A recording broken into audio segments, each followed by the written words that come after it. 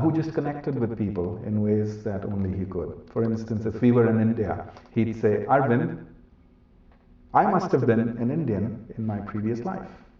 And that's the kind of connection that he'd make to a space and to an individual, me, in ways that only he could. He was interested in helping people, and I can appreciate that because I share that value with him. His notions about how to use mass media to introduce health practices that would improve conditions for members of a society, I think were clear-cut attempts to help people live better, to help people live a more satisfactory life. What comes through to me in all those stories is that he remains to his core a boy who grew up on an Iowa farm, and that he brings that very practical sense and that very genuine sense of who he is. He's a person very well established in his career and very successful in his career. But to talk to him, there's no pretension about him. That he is always, to me, he strikes me as somebody who's always felt privileged to be part of this academic world.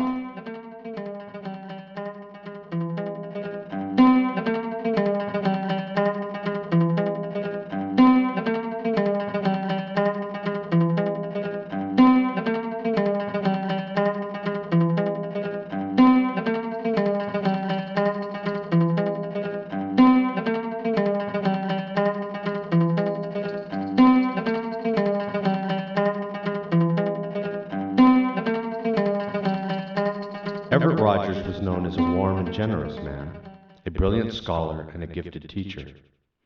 Born in Carroll, Iowa, during the Great Depression, Ev began his formal education in a one-room rural schoolhouse, and he was later active in 4-H and Future Farmers of America.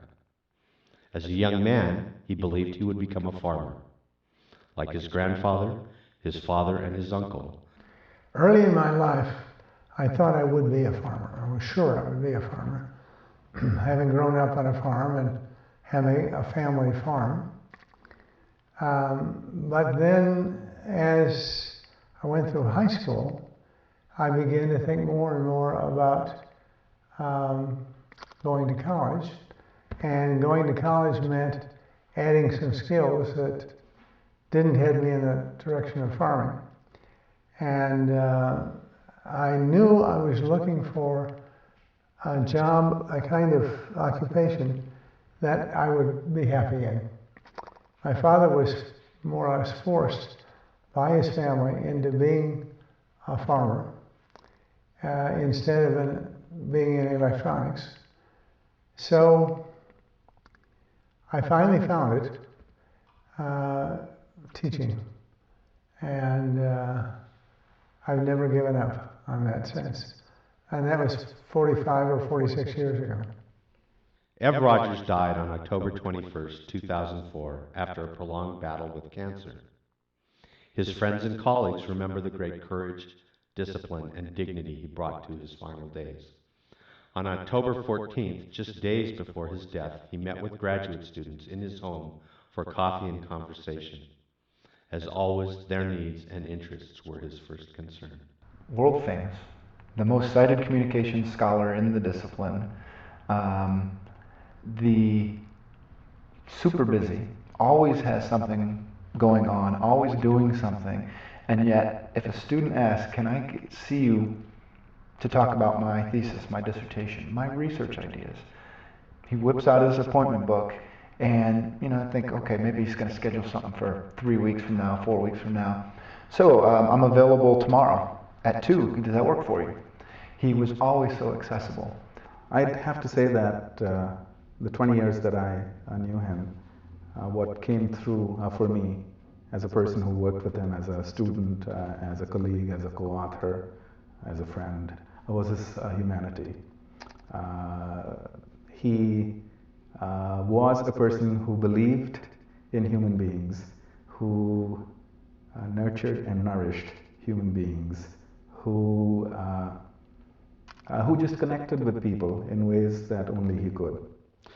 Let me tell you a little story about that comes from my part of the world. there's a snake called a puff adder. The puff adder is a very deadly snake. You know, if you get bitten by it, you know, you've got a short little time to think about your life before it's over.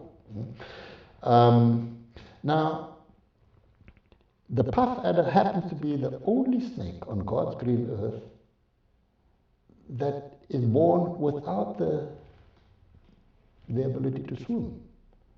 All other snakes, if you drop them in water, they can swim, except for the puff adder.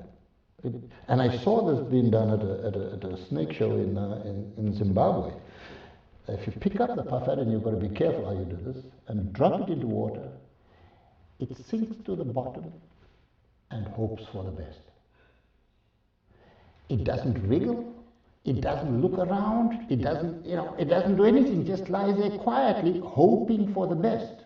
Hoping perhaps that the water will evaporate before it drowns, or that the hand of the Lord will reach out from the heaven and get it out before it drowns. None of that happens. It drowns. It just lies there hoping for the best. Now, when it comes to graduate students, to gathering graduate students yourself, most professors sit in their offices like the puff adder, hoping for the best. They hope that students will apply and that they'll get all these applications and they'll sort through them and decide from the bunch of applicants that they've got which are the best ones to keep, you know, by looking at various scores. And then they'll try to keep those. And they, you know, they're in competition with other universities, and so they don't get the best of them, you know. But they're not out there recruiting the students. Usually they're just waiting for the applications to come in. Then they get what they get. They're hoping for the best, just like the puff adder. Not Ev. Ev didn't work that way. He went out and looked for his students. And he looked for them wherever he could find them, anywhere in the world. He had, when I was there, he had students from about 14 or 15 nations around him all the time. He found the best that he could find wherever they were in the world. I once overheard a conversation that Ev had with somebody in an event that was held in Phoenix, Arizona, about 2 years ago. This was a session to honor Ev and his contributions to health communication. And somebody asked him a question, Professor Rogers, what's your secret of mentorship? How do you have so many little, I don't know what the term was, Rogers children, or, you know, you're the sort of the mother hen running around. And he paused, and I overheard him. He said, all my life, what I've tried to do is to plant little acorns and watch them grow into trees. And so I think that's what he teaches us about mentorship. I mean, he's a farm boy from Iowa, so it's not uncommon for him to use farm analogies. So I think he was talking about, you know, the planting of a seed, the life cycle that it sort of goes through. And just planting is good, but nourishing the soil, nourishing the seed, you know, weeding it, providing sunlight. Those were the kinds of things that he did and did so well.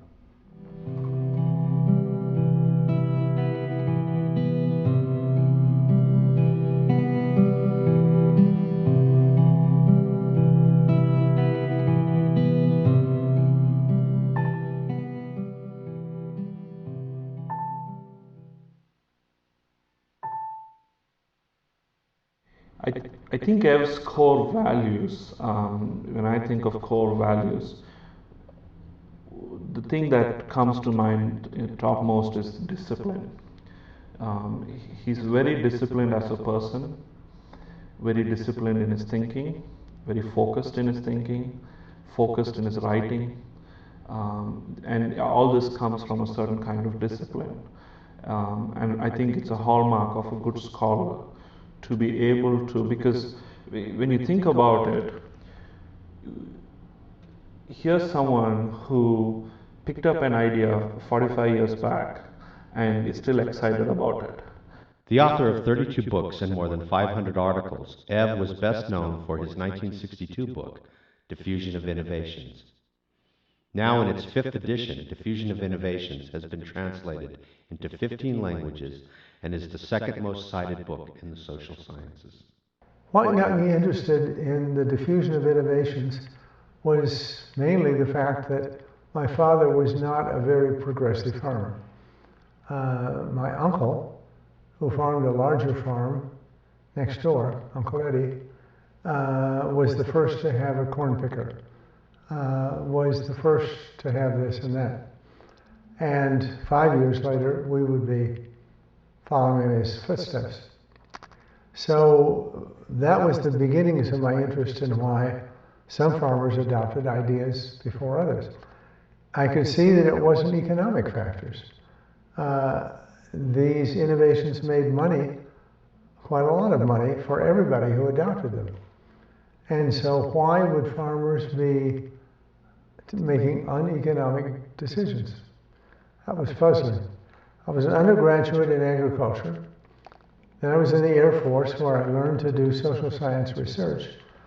And so when I came back from the Air Force, I wanted to learn more about this puzzling question. My PhD dissertation was a study of the diffusion of innovations in one Iowa community, Collins, Iowa, 150 farmers. And of course, I found the same thing there as in my home community. Some farmers were very innovative, others weren't. So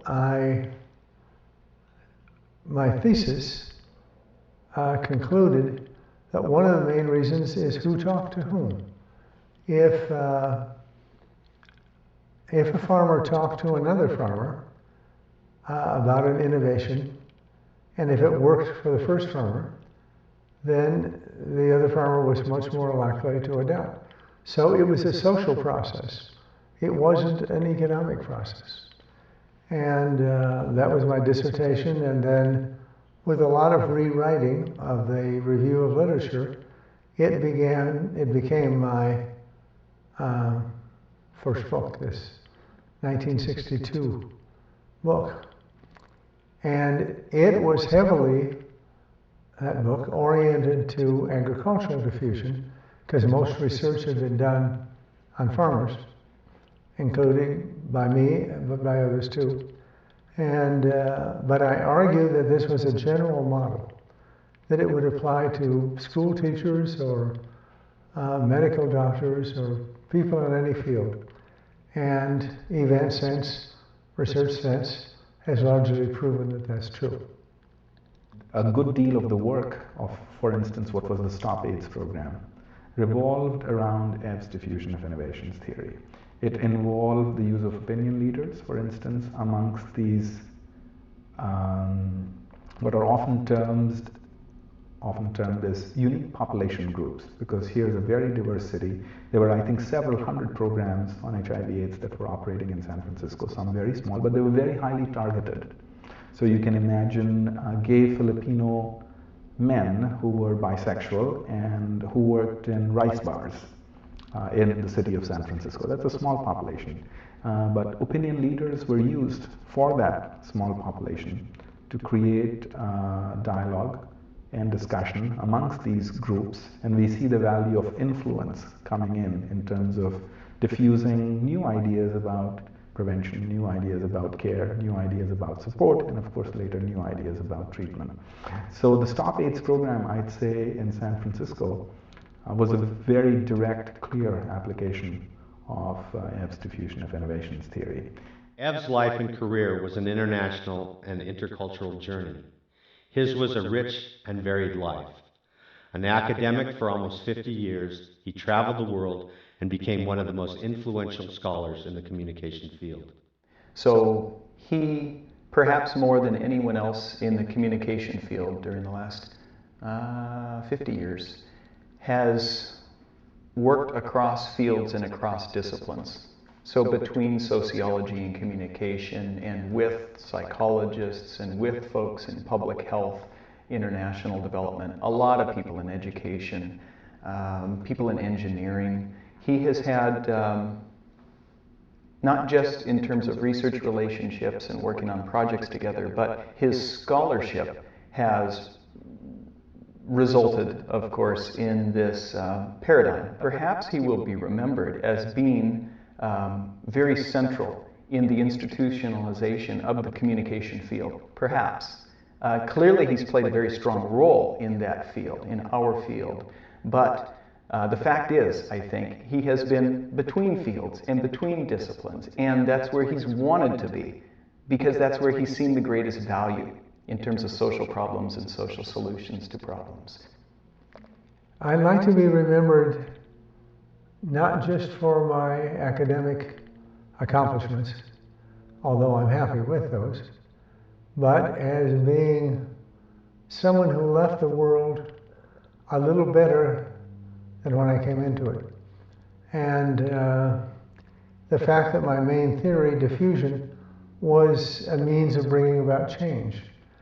That's very important to me. The fact that my lifetime put me in a position to help other people. And now that I'm ill and retired, I see just how strong that is. So I'd say my greatest satisfaction is in the relationships that I developed with people and how they've lasted over the years.